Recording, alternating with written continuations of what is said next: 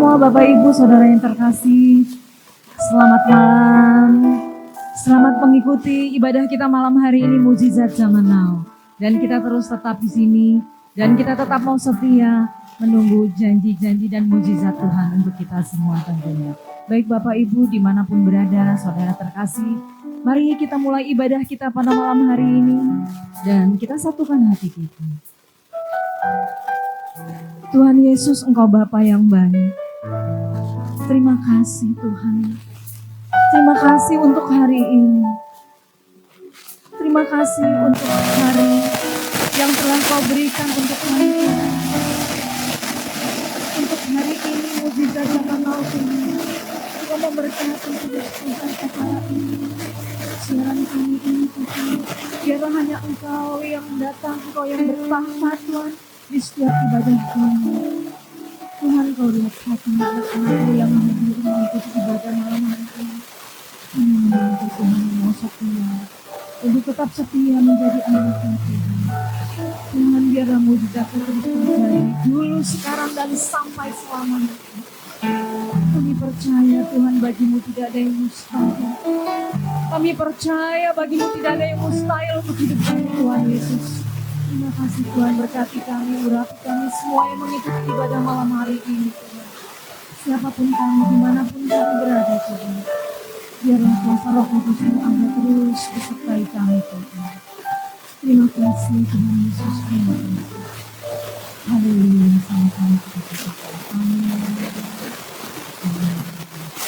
Mari kita siapkan hati kita mau menyembah Tuhan bersama-sama. Kita lihat ujian dengan sungguh. Kita akui Dia bahwa Dia Tuhan satu-satunya. Ya Tuhanku, Kau Raja. Kau yang kemuliaan di bumi dan di surga. Lagi katakan, Kaulah Tuhanku, Kaulah Tuhanku, Kaulah Rajaku, Kau yang termulia di bumi dan di surga. Ku sembah Kau Tuhan, ku sembah Kau Tuhan, ku puji, ku muliakan nama-Mu. Ku sembah Kau Tuhan, ku sembah Kau Tuhan, ku puji, ku muliakan nama-Mu.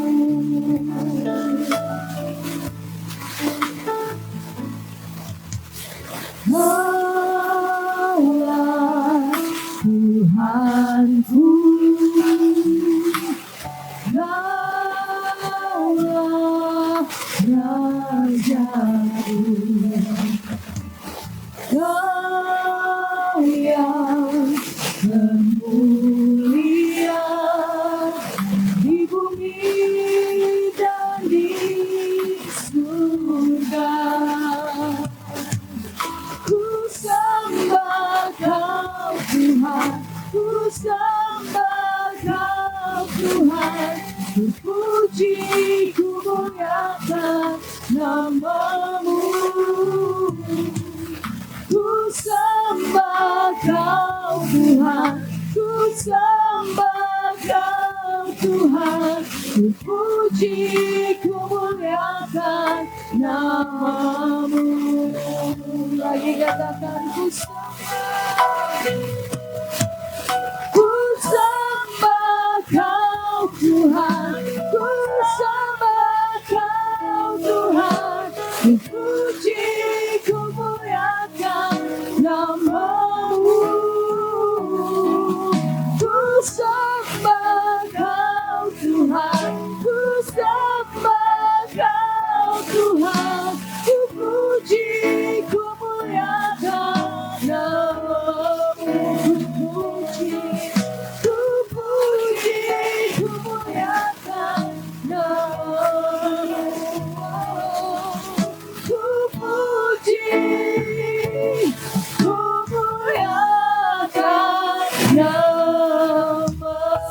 Oh, kami sembah Kau, Yesus Tuhan.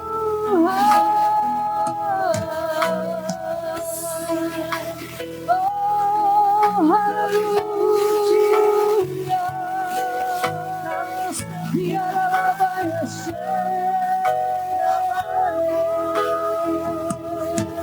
Kau layak Tuhan, Kau layak ditinggikan, oh Yesusku, haleluya. Engkau besar, anugerah-Mu nyata dalam hidup kami, anugerah-Mu besar bagi setiap kami. Anugerah-Mu melimpah bagiku, selalu baru di setiap waktu. Kebenaran-Mu dan perkenanan-Mu mengikutiku. Anugerah-Mu melimpah bagiku, selalu baru di setiap waktu. Kebenaran-Mu dan perkenanan-Mu mengikutiku sepanjang hidupku. Anugerah-Mu melimpah bagiku, selalu baru di setiap waktu. Kebenaran-Mu dan perkenanan-Mu mengikutiku. Anugerah-Mu melimpah bagiku, selalu baru di setiap waktu. Kebenaran-Mu dan perkenanan-Mu mengikutiku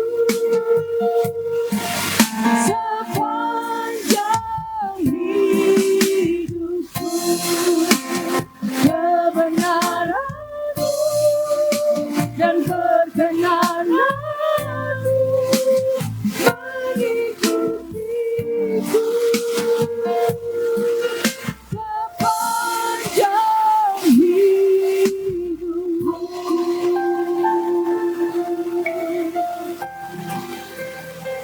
Terima kasih Yesus, buat anugerah-Mu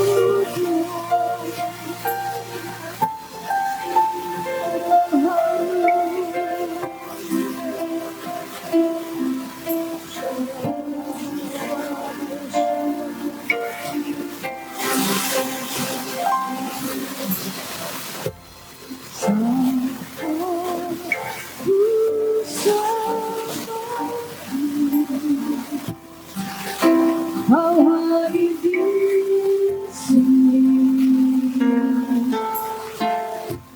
saat ku berseru.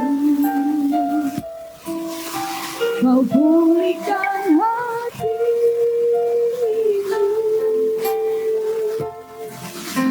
sebab itu ku nyanyi haleluya. Terpujilah Tuhan, hadirat-Mu, hadirat-Mu Tuhan, ku rasa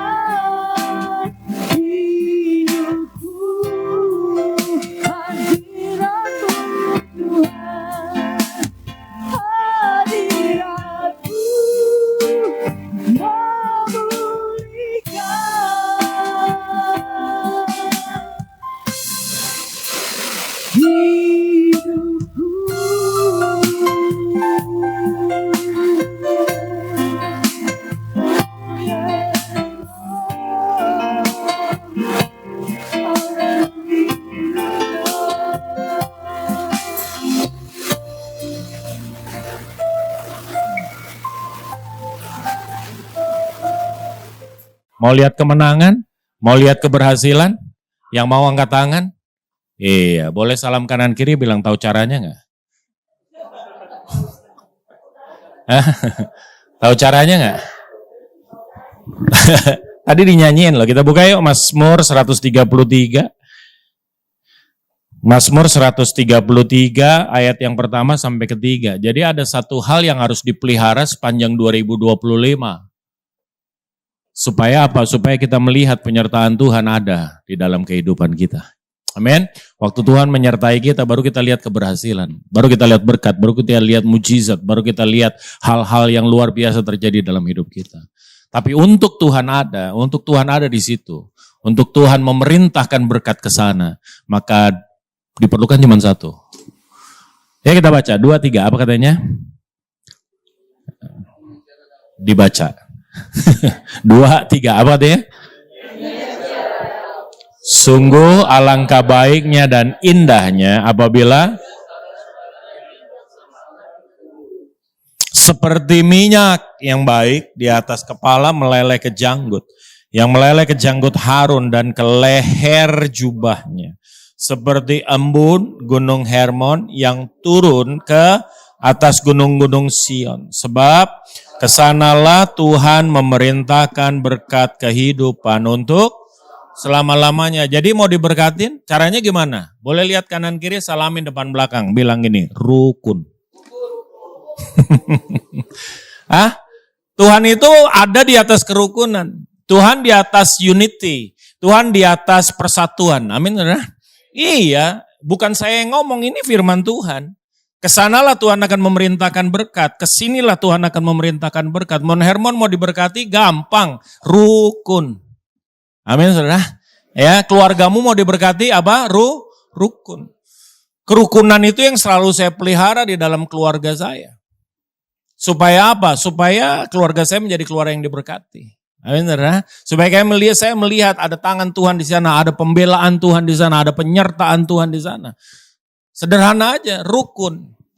Kata rukun sederhana, tetapi nggak gampang. Dan waktu ada kerukunan, Tuhan melihat yang pertama, ayat firman yang kedua, dia bilang apa? Seperti minyak yang baik di atas kepala meleleh ke janggut, yang meleleh ke janggut Harun dan ke leher jubahnya. Ini bicara mengenai apa? Ini bicara mengenai minyak urapan. Jadi kerukunan itu seperti minyak urapan yang ada di dibubuhkan ke atas kepala imam-imam, dibubuhkan ke perabot-perabot di dalam bait Allah. Itu sebetulnya seperti itu. Itu bicara mengenai apa? Itu bicara mengenai perkenanan. Jadi imam itu kalau sudah dikasih minyak urapan, saya mau kasih tahu, imam itu menjadi berkenan di hadapan Tuhan. Amin. Nah, tanda perkenanan itu adalah minyak urapan. Tanda perkenanan Tuhan untuk perabot itu dipakai adalah diurapi. Supaya apa? Supaya perabot-perabot ini menjadi layak dipakai untuk pujian, penyembahan, praise and worship yang ada di dalam bait Allah. Jadi kalau keluargamu mau diberkati, rukun. Kenapa? Karena waktu Anda rukun, firman Tuhan bilang ada perkenanan Tuhan atas keluarga saudara, atas gereja saudara. Amin, saudara. Kan yang penting itu perkenanan Tuhan. Itu yang sangat kita perlukan. Setuju? Tadi nyanyiannya apa? Kebenaranmu, perkenananmu, itu yang menjadi utama dalam hidup kita. Tanpa perkenanan Tuhan kita nggak jadi apa-apa. Amin Bapak Ibu. Amin. Perjamuan kudus, iman kita kepada Kristus menjadikan apa? Menjadikan kita orang benar, menjadikan kita orang yang diperkenan oleh Tuhan. Sehingga apa? Sehingga hidup kita, mulut kita penuh dengan kuasa. Yohanes 1 ayat 12 bilang kamu akan punya otoritas exousia sebagai anak-anak Allah. Gitu. Kapan? Waktu perkenanan Tuhan ada. Keluargamu akan menjadi keluarga-keluarga yang diperkenan oleh Tuhan. Maka keluargamu akan menjadi keluarga yang penuh dengan kuasa. Keluarga yang bisa kemanapun kau bisa menyaksikan kebesaran Tuhan. Yang pertama. Yang kedua, ayat 3 bilang apa? Seperti embun gunung Hermon yang turun ke atas. Seperti embun Gunung Hermon. Turunnya di mana Gunung Hermon? Ratu Plaza. Anda kalau yang pernah ke Tanah Perjanjian, boleh angkat tangan. Tanah Perjanjian. Yang pengen ke Tanah Perjanjian. Semua pengen. Ya, salam kanan kiri bilang nabung. Nabung kagak pengen ke Tanah Perjanjian. Gimana? Orang Israel aja nabung. Orang Yahudi itu tiap tahun di hari raya Shavuot atau yang Anda kenal sebagai hari raya Pentakosta atau hari raya 7 minggu, itu mereka harus pulang mudik ke Yerusalem. Yahudi-Yahudi diaspora. Maka mereka buat 2/10, 1/10 dipersembahkan kepada Tuhan, 1/10 buat apa? Mudik. Boleh dilirik nggak bilang, orang Yahudi aja nabung. Amin.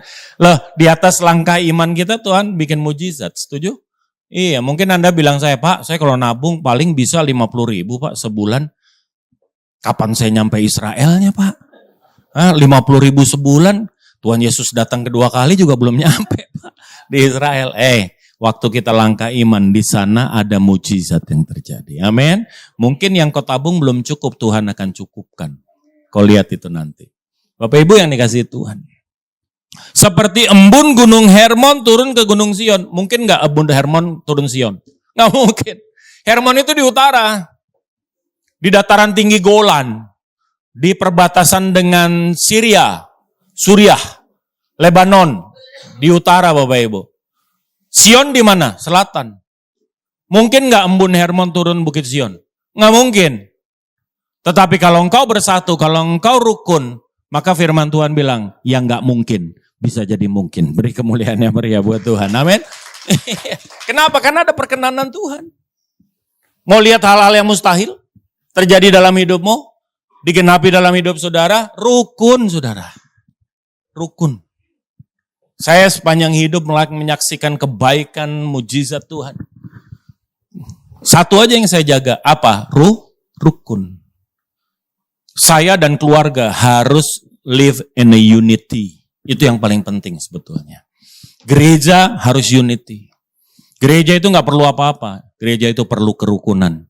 Supaya di sini ada perkenanan Tuhan. Supaya di sini ada mujizat Tuhan. Amin. Amin. Iya. Nah gimana? Kata rukun gampang. Kata rukun gampang. Tapi sulit. Pertanyaannya gini, kenapa sih kok kerukunan itu begitu indah? Kenapa kerukunan itu kemudian begitu penting? Yang pertama karena di dalam kerukunan itu ada yang namanya sinergi. Katakan sama saya sinergi. Tahu nggak sinergi? Kalau saya bisa angkat 10 kilo, Pak Hari Saragi bisa angkat 10 kilo. Waktu kami bersatu kami angkat berapa?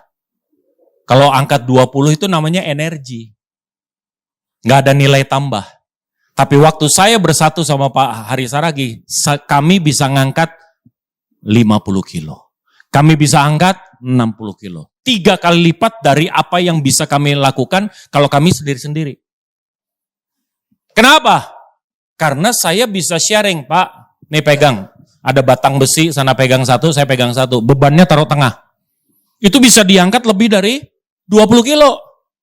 Bisa 40, bisa 60. Itu yang namanya sinergi. Ada nilai tambahnya. Di dalam satu kesatuan, di dalam satu kerukunan, selalu ada nilai tambah. Bukan 1 tambah 1 jadi 2, 1 tambah 1 bisa jadi 4, bisa jadi 5.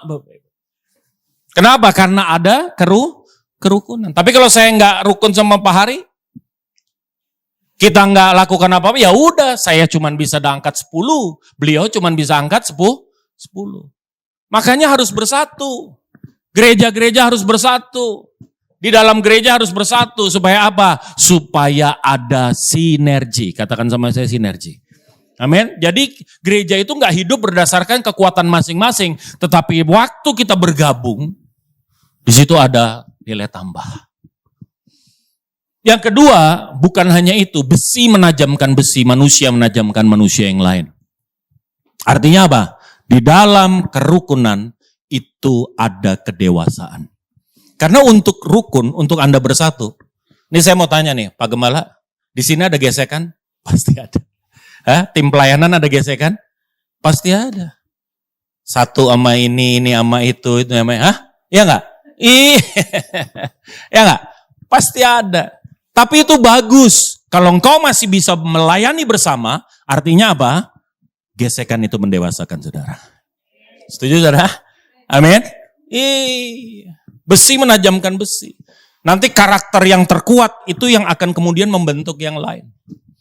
Karakter terkuat di dalam dunia ini, satu namanya, apa? Baja, bukan. Namanya diamond. Diamond. Itu terkuat. Anda kalau lihat ini lagi ngebor MRT nih. Coba Anda tanya, itu mata bornya pakai apa? Itu pakai diamond itu depannya. Pakai diamond, makanya mahal. Diamond, apa juga ketemu diamond kalah, habis. Mau itu beton kayak, mau itu batu, mau itu cadas, ketemu diamond. Sekarang di dunia penerbangan di dunia kedokteran itu ada alat baru. Namanya rotablator. Dulu kalau orang kena sumbatan di pembuluh darah atau sklerosis, kalau sumbatannya kalsium, maka biasanya sudah nggak ada jalan lain, bypass, no other way. Tapi sekarang enggak.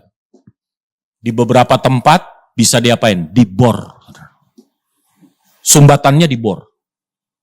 Sumbatannya itu dibor. Sumbatan itu nggak kepalang tanggung itu keras banget. Itu udah kayak granit itu, kalau Anda tahu. Tapi dengan rotablator bisa tembus deh, bisa tembus sumbatannya, gitu, bisa tembus. Pakai rotablator. Nah rotablator itu mahal. Satu kali aplikasi mungkin sekitar 40-50 juta. Kenapa? Karena depan daripada mata bornya itu diamond.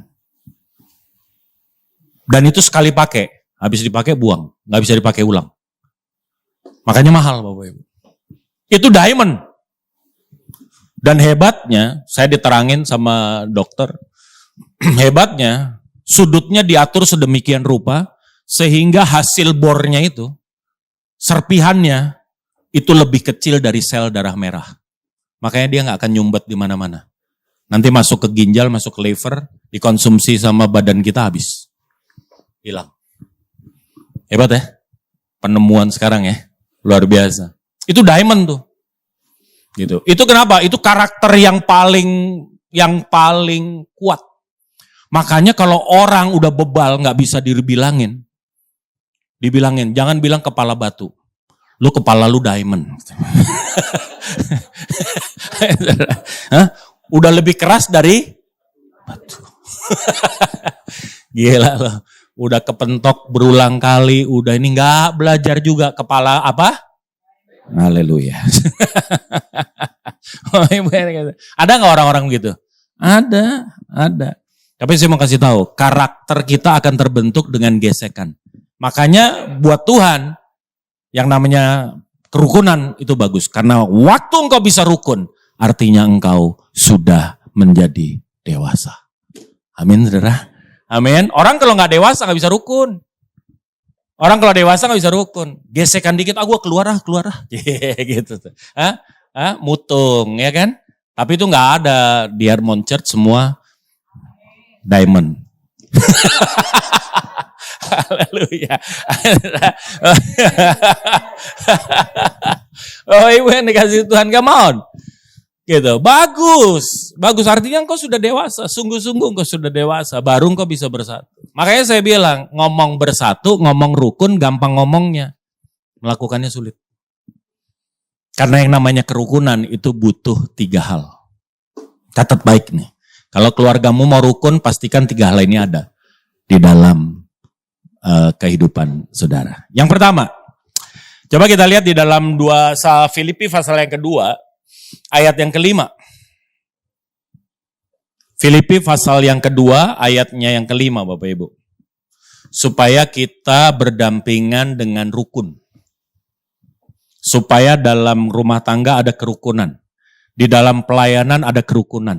Di kantor ada kerukunan. Maka engkau perlu yang pertama ini. Ya kita baca, 2, 3. Apa katanya? Menaruh pikiran dan perasaan yang terdapat juga dalam Kristus Yesus. Yang pertama, gimana caranya rukun? Engkau dalam keluargamu, dalam gerejamu harus punya tujuan yang sama. Gak boleh beda-beda. Kalau di dalam pelayanan yang satunya aktualisasi diri, yang satunya hobi, yang satunya mempermuliakan Kristus, begitu mereka bersatu, Anda gak akan pernah rukun. Kenapa? Karena tujuannya beda. Dalam pesawat pilotnya 2. Ada kiri, ada kanan, ada captain, ada co-pilot. Bayangin kalau tujuannya beda. Yang satu mau ke Jayapura, satu Medan. Kelar tuh pesawat, saudara. Iya gak? Satu kali saya dilaporin. Jadi ada bapak-bapak di depan, badan besar, kulit hitam, ngeri. Duduk di business class. Padahal dia tiketnya ekonomi. Tapi dia duduk di business class. Security datang, ditentang sama dia. Kau siapa? Saya security Allah. Kau cuman security. Kau gak bisa atur-atur saya. Siapa kau? Saya apa kau? Saya mau duduk sini. Pak, Bapak tempat duduknya gak di sini. Bapak di belakang, Pak. Bapak di kelas ekonomi. Tidak, saya mau di sini. Akhirnya pramugari mencoba datang, dia bilang, kau siapa? Saya pramugari, Pak. Tugasmu apa? Ya kami melayani. Masa pembantu mau atur-atur? Ajar nih orang nih. Ya kan? Akhirnya semua nyerah, mereka datang sama saya. Tolong dong, itu tuh yang di depan nggak mau minggir. Kenapa emang? Iya udah dikasih tahu begini. Emang dia di ekonomi begini. Itu seat ada yang punya karena ini penuh pesawat. Jadi dia harus ke belakang. Tolong pindahin Cap. Kalau nggak kita nggak jalan-jalan. Saya datang. Saya bisikin aja bentar. Dia pindah sudah. Pindah dia. Cap, dibisikin apa tadi? Saya tanya, Bapak mau kemana? Saya mau ke Jayapura, Pak. Yang di depan ke Medan, Pak. Yang di depan ini ke Medan. Kalau mau Jayapura belakang.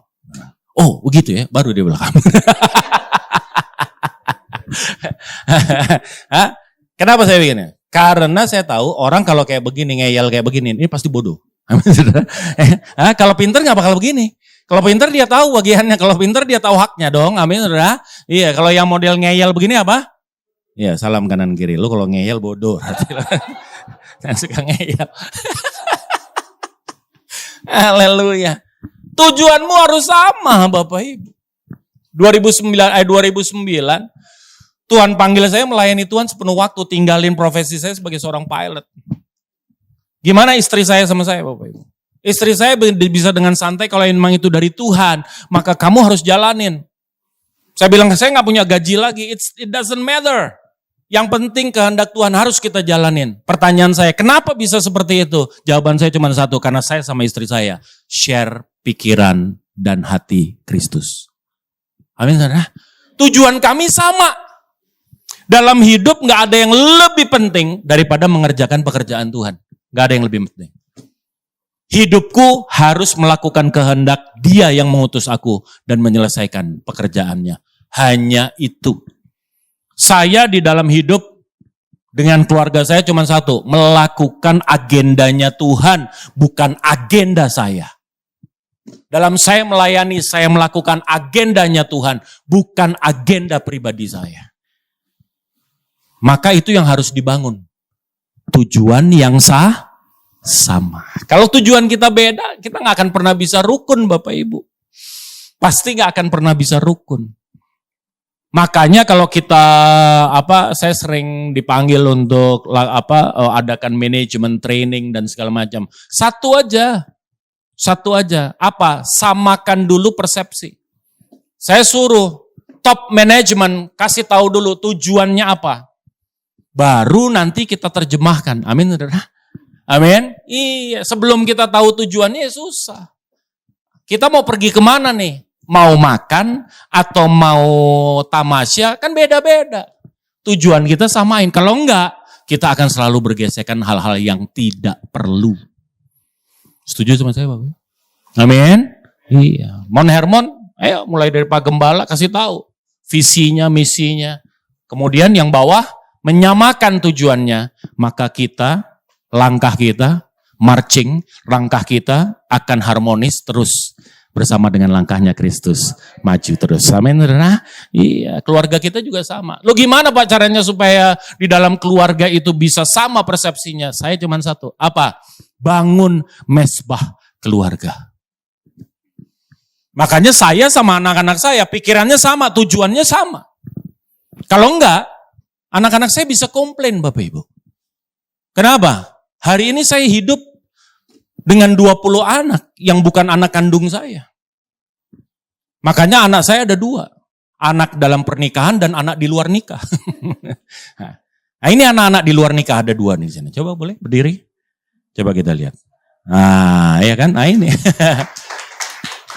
Loh kami hidup sama mereka Bapak Ibu. Anak saya gak punya privacy. Anak saya gak punya kamar pribadi. Tidak memungkinkan untuk hal itu terjadi. Komplain nggak mereka? Enggak. Kenapa? Karena tujuanku dan tujuan mereka sama.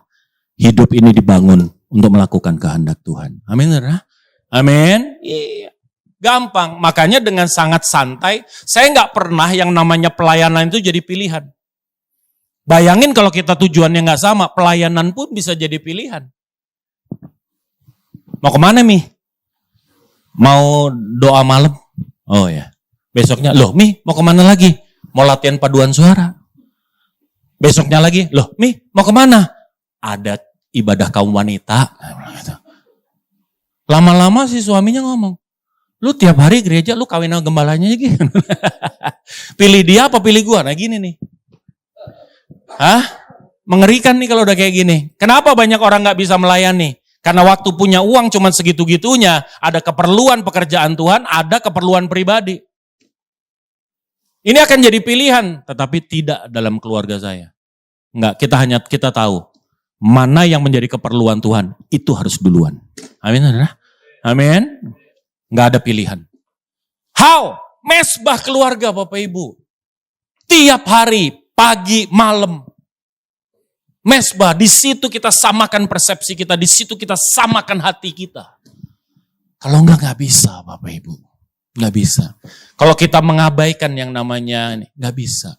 Makanya ayah-ayah, bapak-bapak Yahudi, tugasnya satu, bukan cari makan. Apa? Perkatakan Taurat Tuhan. Siang, malam, waktu engkau berjalan bersama dengan anak-anakmu. Waktu engkau makan bersama dengan dia. Waktu engkau berdiri dengan dia. Ngerti maksud saya? Itu dulu. Tanemin dulu. Kasih tahu dulu sama mereka. Akulah Tuhan Allahmu yang mengeluarkan engkau dari tanah Mesir. Amin. Itu dulu, pemahamannya harus satu dulu. Demikian juga dengan keluargamu dan keluargaku. Mau rukun, tujuannya harus sama. Amin, saudara. Hatimu pastikan engkau punya tujuan yang sama dengan Kristus dalam hidup ini. Yang kedua, yuk kita baca. Terusin. Ayat yang ke-6 sampai dengan ayat yang ke-7. Kita baca sama-sama Bapak Ibu. 2, 3. Apa? Yang walaupun dalam rupa Allah tidak menganggap kesetaraan dengan Allah itu sebagai milik yang harus dipertahankan. Terusin. Melainkan telah mengosongkan dirinya sendiri dan mengambil apa? Rupa seorang hamba dan menjadi sama dengan manusia. Yang kedua apa? Perlu kerendahan hati.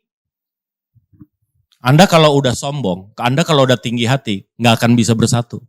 Pasti lu nggak bisa rukun. Kenapa? Karena orang kalau tinggi hati, kepentingan saya di atas semuanya. Orang kalau udah tinggi hati, gue dapat apa? Dan dia nggak peduli dia kasih apa. Kalaupun dia melakukan sesuatu, dia sangat butuh dengan pujian dan pengakuan. Ngerti maksud saya? Ngeri. Kayak gini mau rukun nggak bisa. Orang kalau mau rukun mesti rendah hati Bapak Ibu. Mesti rendah hati. Amin. Amin. Kalau kita udah rendah hati, kita nggak pernah sakit hati. Kalau kita sudah punya rendah hati, maka kita juga menyadari bahwa saya penuh kekurangan, sehingga kalau rekan saya, kalau partner saya, kalau istri saya, kalau anak-anak saya ada kekurangan, it's normal. Dan kita akan mudah untuk menerimanya. Amin. Kalau orang udah tinggi hati, oh, right is me, wrong is the other. Ngeri Bapak Ibu. Salah itu pasti bukan gua, yang lain. Kenapa gitu? Itu biasanya dari kecil, didikannya udah salah. Makanya kalau anak kita lari, cucu kita lari-lari, kejedot meja, jangan mejanya dipukulin.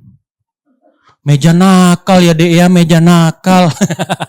Jangan, ini anak bertumbuh jadi right is me, wrong is the other. Bilang, meja gak salah dek. Kamu yang harus lebih hati, gitu, supaya dia tahu value-nya. Jangan apa-apa dibelain, emang sayang, emang bagus, emang pinter. Enggak Bapak Ibu, itu pendidikan yang bodoh. Kasih tahu sama dia, kamu salah. Kalau salah, kasih tahu salah kamu. Berantem sama kakaknya, adiknya, kamu salah? Salah. Amin. Supaya dia gak jadi orang egois, supaya dia gak jadi orang tinggi hati. Kalau udah tinggi hati susah rukun Bapak Ibu. Susah rukun, percaya sama saya. Sama, anak-anak saya sama saya, sama. Kenapa? Karena banyak kebutuhan, banyak prioritasnya menjadi berbeda.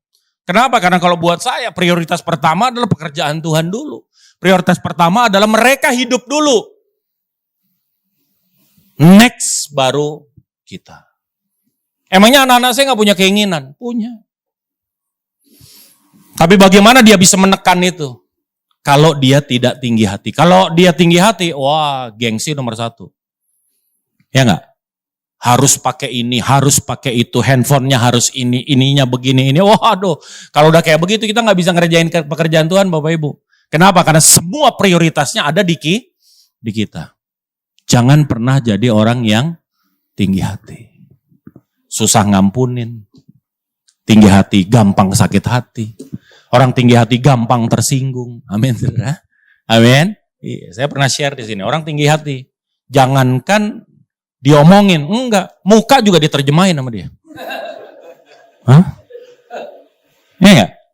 Ya kan? Duduk di situ, WL di sini, WL nyanyi. Tiba-tiba kan, tuh WL gue gak suka. Kenapa? Mukanya ngelihat gue kayak apa ya gitu loh. Padahal kena juga kagak, saudara. Hah? Padahal kenal juga enggak, Bapak Ibu. Ya, iya kan? Oh, orang kalau udah tinggi hati juga begitu, Bu. Hati-hati makanya. Iya kan? Padahal WL punya persoalannya sendiri. Kenapa mukanya asem? Lah dia mules, Pak. Nggak ada urusannya sama kita. Ya, tapi kalau orang udah tinggi hati, semua juga terjemahin. Muka orang diterjemahin, iya kan? Senyum orang diterjemahin. Nggak lucu. Ngapain dia? Ketawanya kayaknya ngenyek banget.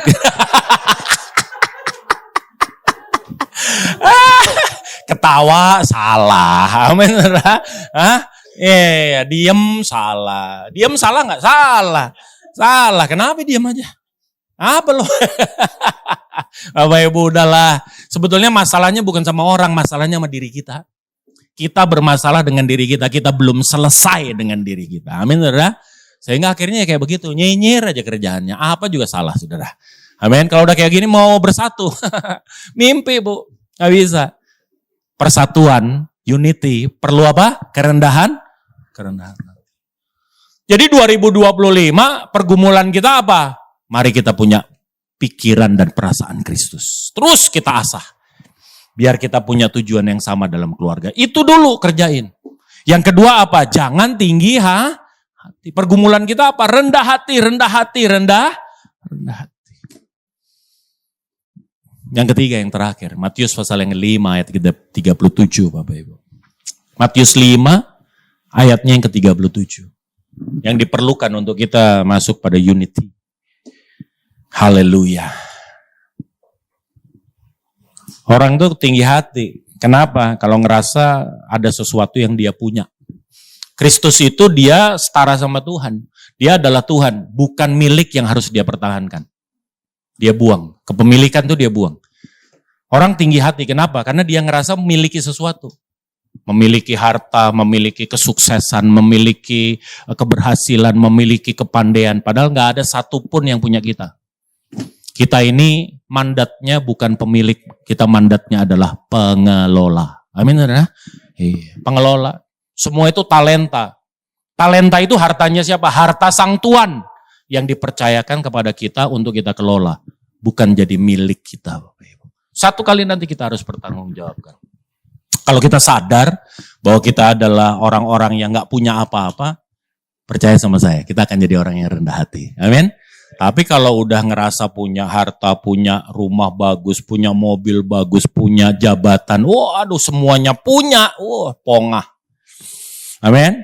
Iya, Tuhan dia yang rendah hati. Amin, salam. Salam kanan kiri dong, bilang, udah Tuhan loh. Hah? Baru jadi pemimpin perusahaan. Baru jadi direktur. Baru jadi owner. Owner itu kan kata kita. Emang punya owner? Emang kita punya? Enggak. Kita gak punya apa-apa. Nafas aja gak punya. Bukan punya kita kok. Begitu cabut, tak, selesai. Bisa dipertahankan? Bisa Anda tolak? Gak bisa. Gak bisa. 2020 kita belajar luar biasa.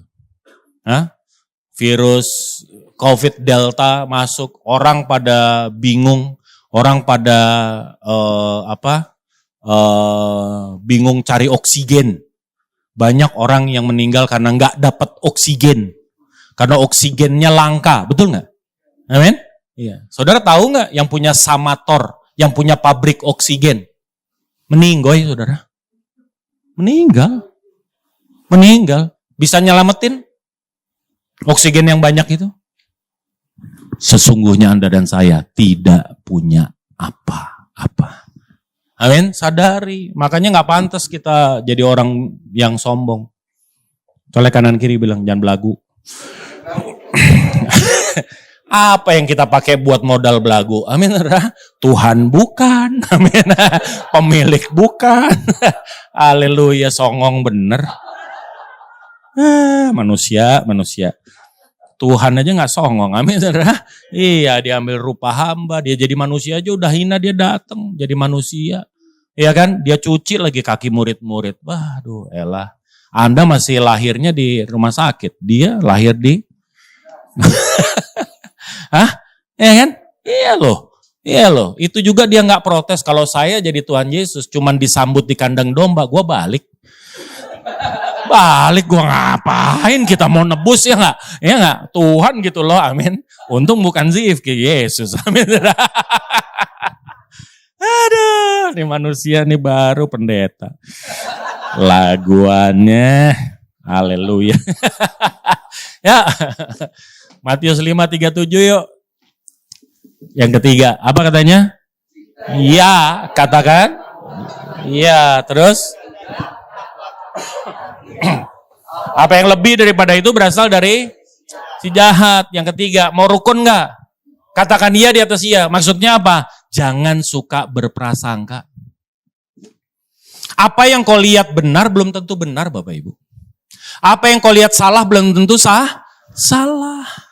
Komunikasikan. Komunikasikan, rundingkan, coba dilihat lebih jauh lagi. Jangan suka kemakan hoax. Jangan kita pikir ini benar, maka kita anggap ini benar. No.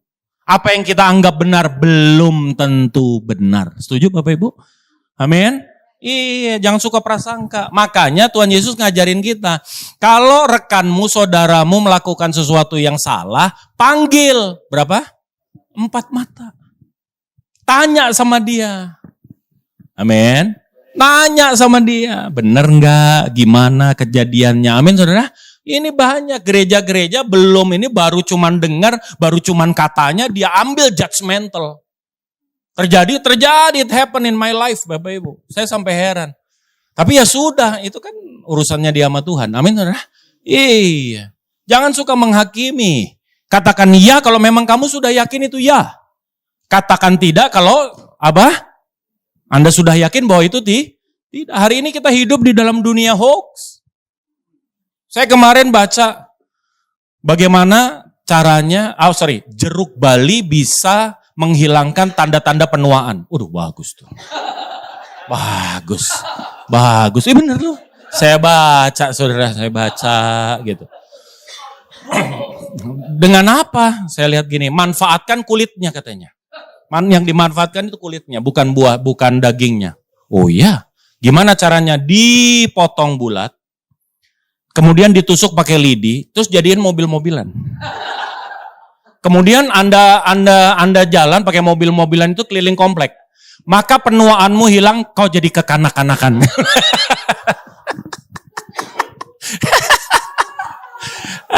Aduh, ini zamannya hoax Bapak Ibu. Katakan ya di atas ya, tidak di atas tidak. Jangan suka ini gosip. Apa yang Anda persepsikan benar belum tentu benar. Apa yang kau pandang salah belum tentu salah. Kalau saya bilang 1 kali 7 sama dengan 1,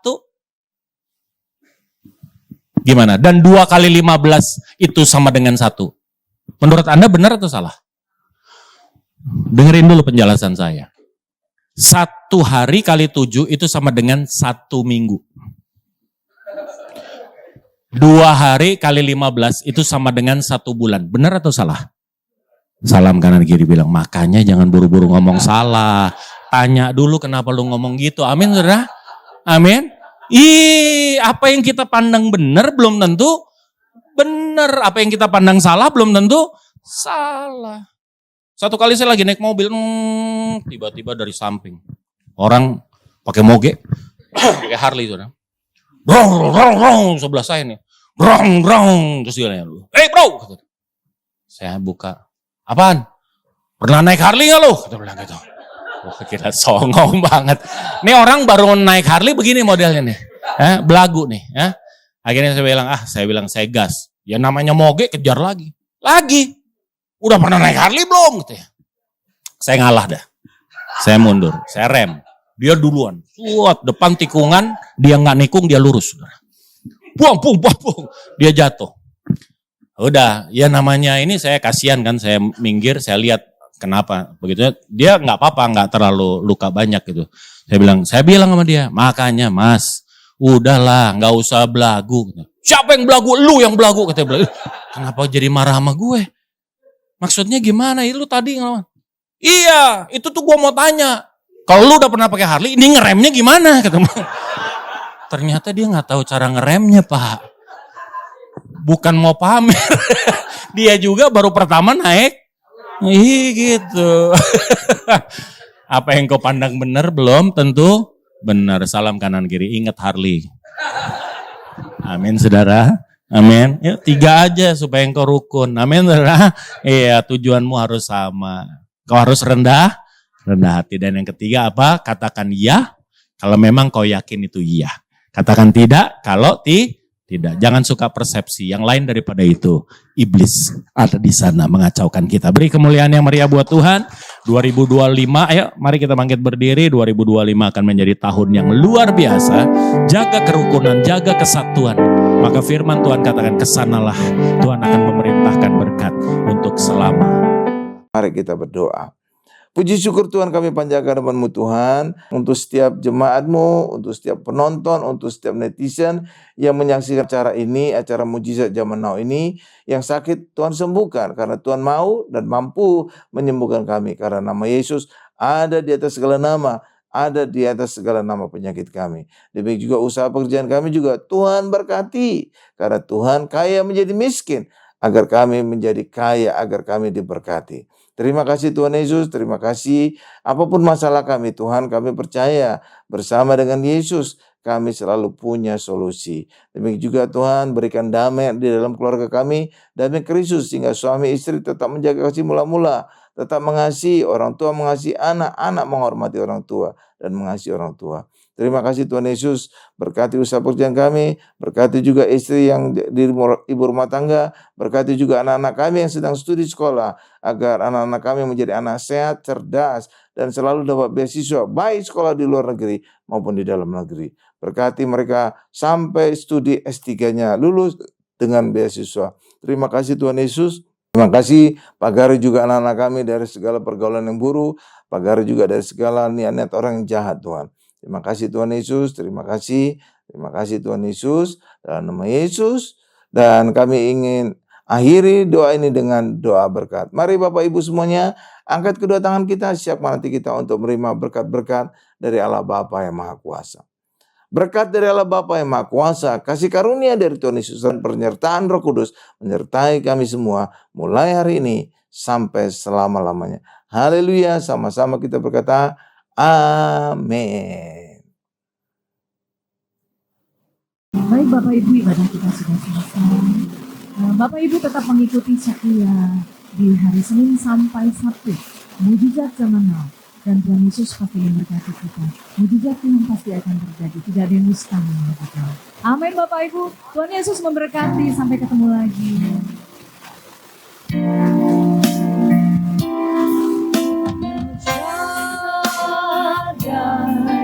El Shaddai, Allah Maha Kuasa, Dia besar, El Shaddai mulia, El Shaddai, El Shaddai, Allah Maha Kuasa, berkatnya melimpah, El Shaddai, berkatnya